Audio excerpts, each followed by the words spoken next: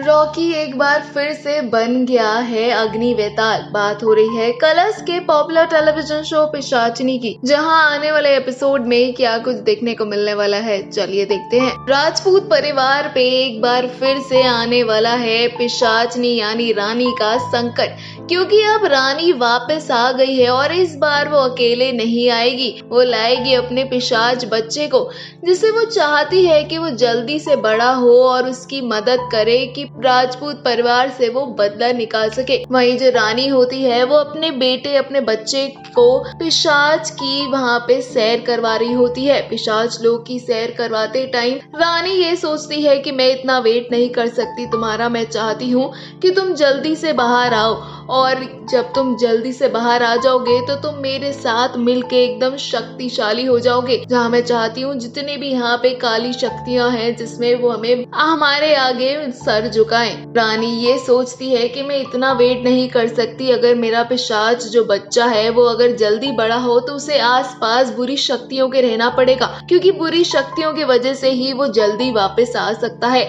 वही रानी उसे एक कुएं में फेंक देती है। जो कुआं जो होता है वो जहरीली छिपकलियों से भरा हुआ होता है। जो वो छिपकलियां हैं वो अपना जहर उसके अंदर डालेंगी, जिससे जो रानी का बच्चा है वो जल्दी से बाहर निकलेगा उस अंडे से, जिससे रानी सोच रही है जिस बारे में वो सपने देख रही है वो सपना जल्द ही पूरा होगा। वही रानी एक जगह से बाहर निकलती है पिशाच लोग के, जहाँ पे अब वो ठान चुकी है कि वो राजपूत परिवार से बदला लेकर ही रहेगी, और उसका एक ही टारगेट है पवित्रा। पवित्रा को वो जल्द ही मौत के घाट उतारेगी, क्योंकि एक पवित्रा ही है जो हमेशा रानी के रास्ते में आ जाती है और चाहती है कि पवित्रा जल्द से जल्द वहां से चली जाए। वहीं दूसरी तरफ रॉकी और पवित्रा काफी इमोशनल हो जाते हैं संचित की बातों को सोच के, क्योंकि अभी भी लोग जो हैं उनके घर में संचित की मौत की जो चीज है उसको एक्सेप्ट नहीं कर पा रहे। जहाँ पे रॉकी पवित्रा को कहता है कि मेरे लिए ये काफी डिफिकल्ट है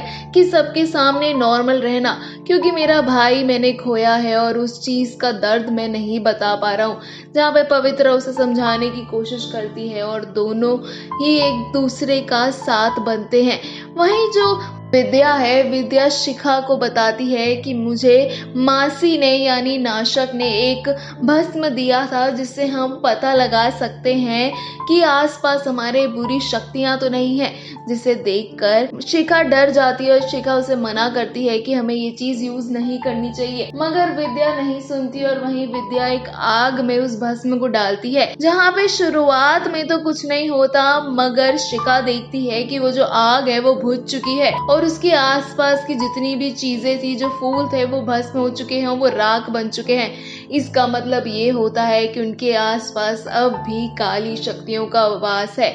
जहाँ पे जो विद्या है वो सबको बताने के लिए बोलती है, पर उनको ध्यान में आता है जो सारिका है, जो संचित की दोस्त थी, उनके घर में आई हुई है और वो अभी ही बाहर गई है।